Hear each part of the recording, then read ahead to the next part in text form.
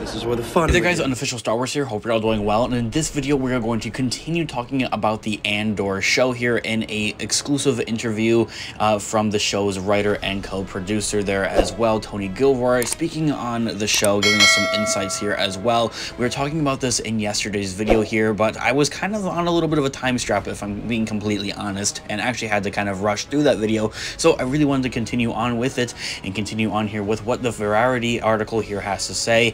Of course, I'm going to have that full article linked down in the description down below for you guys to check out as well. Now, as I had left off there from yesterday's video, and I would highly recommend you guys go check that one out before you go on to this video, to be completely honest with you guys, he was talking about how there wouldn't be any fan service in this show, and when he responded to that and was asked about that, he just said never fan service about any legacy characters who may pop up in season 1 of the Andor show. That's kind of giving us a direct confirmation that no, we're not going to see Luke Skywalker or anything like that, or anything crazy. Han Solo, maybe Lando, nobody like that would be really appearing here in the Andor show. Now, Lando and Han Solo are two characters I'd love to see pop up somewhere in the Andor show, maybe have a little bit of a reference. Still, I think is still something that very well could happen, but as he kind of continues to talk about that, he says it's never syndical. He continues, it's always meant to be there, it's always protein, it's never icing, when referring to having those types of legacy characters coming in for the Andor show. It kind of like in a way just like steal the show or just make everybody like really like it, and that's no offense to like the Mandalorian universe and stuff that they have going on over there,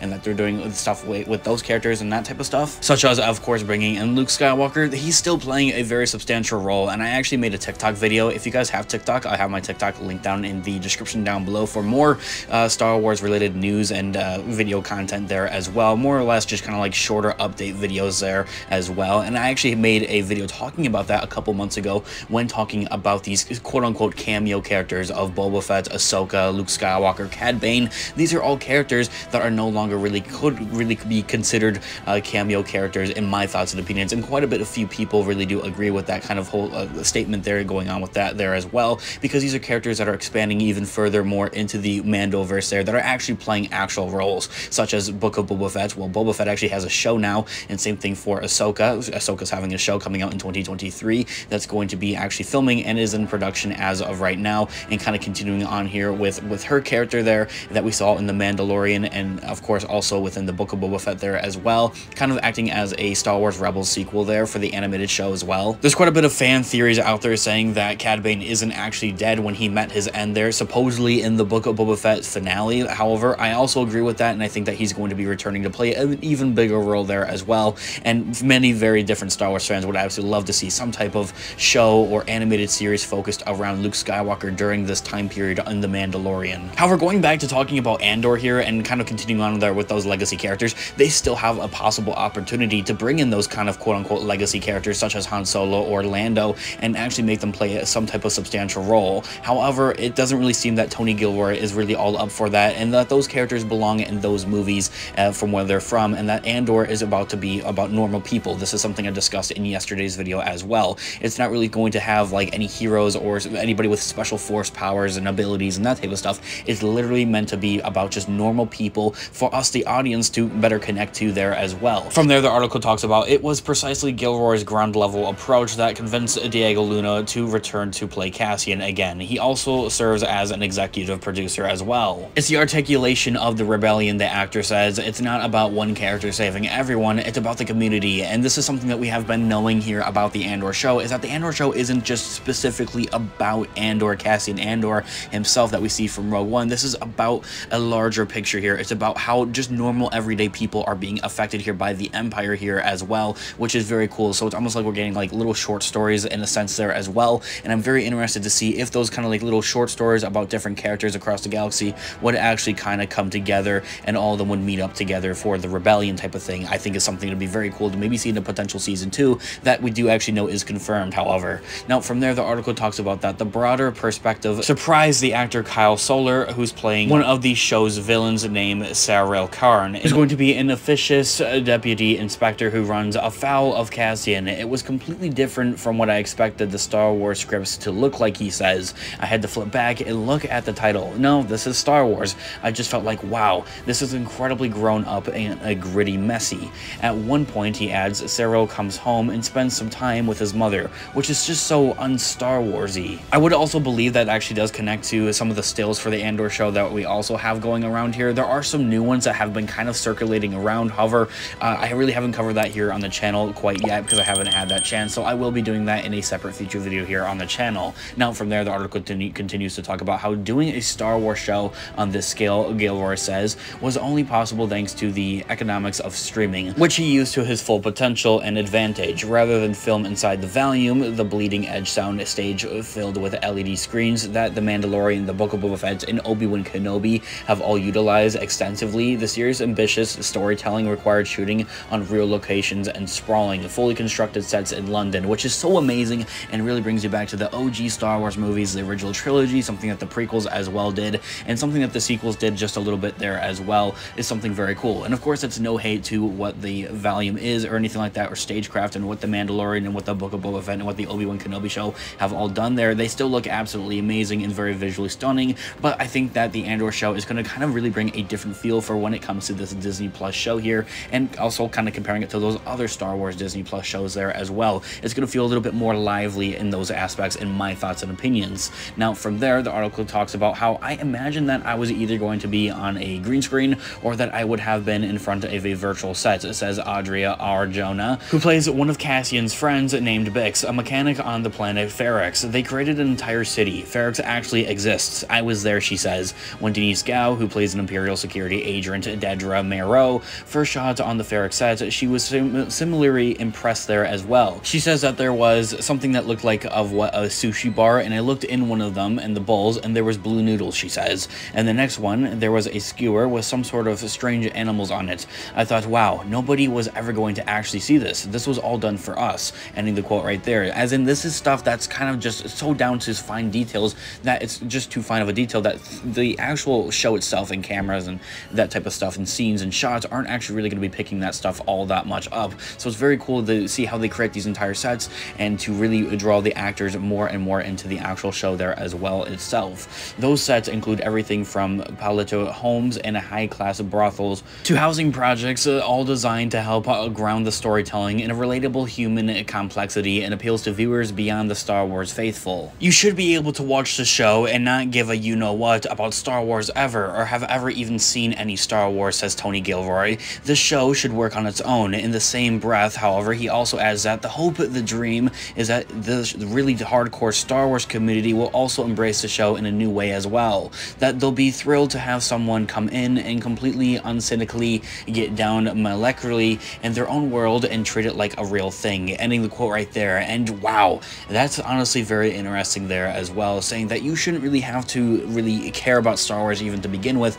to be intrigued and interested in this show. I think that they're very confident with the Andor show here as well, and also seeing that the show has been being planned since 2018 should also say a lot, that there's been a lot of planning and a lot of thought that have gone into the actual Andor show here as well. They're already actually in the works here for a season 2 of the show there as well, before season 1 even actually has premiered and actually had like any audience actual type of like reaction or anything like that, a response from the Star Wars community there as well. Although I myself as a Star Wars fan believe that the actual show is going to be received very, very well, and I cannot wait for September 21st. From there, the article continues to talk about Lucasfilm's first 3 Star Wars shows for Disney Plus were deliberately designed as family viewing, with a straightforward plots and kid-friendly characters such as Mandalorian, Obi-Wan, and Boba Fett, and also keeping with just about every other Star Wars venture since George Lucas's original 1977 film. Andor, however, approaches its story with a level of mature, emotional, and psychological and narrative complexity that sets it apart.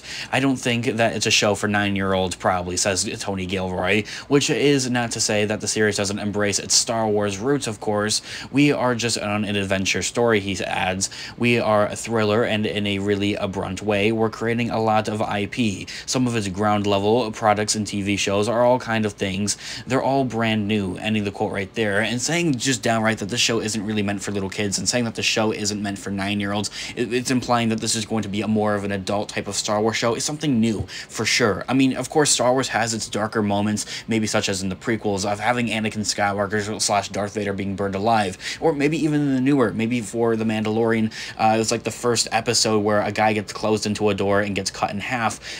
Freaking Obi-Wan Kenobi being burned alive in the Obi-Wan Kenobi show, of course, are all darker and grittier things to the aspects of Star Wars Wars, and something that Star Wars has kind of always had ever since the original trilogy there as well. However, also whilst the Andor show is bringing in some of those more complexities of maybe not such as violence and gore, but rather than maybe more of a political spectrum there as well, something that just little kids wouldn't really be interested in, for one thing, and really just wouldn't really understand there that much either as well. Doing so proved far more all-consuming than Tony Gilroy had originally intended. He says that, "I thought I'll build the first season, get it up and rolling, and then someone else can take it over and they can do it from there, do a second season."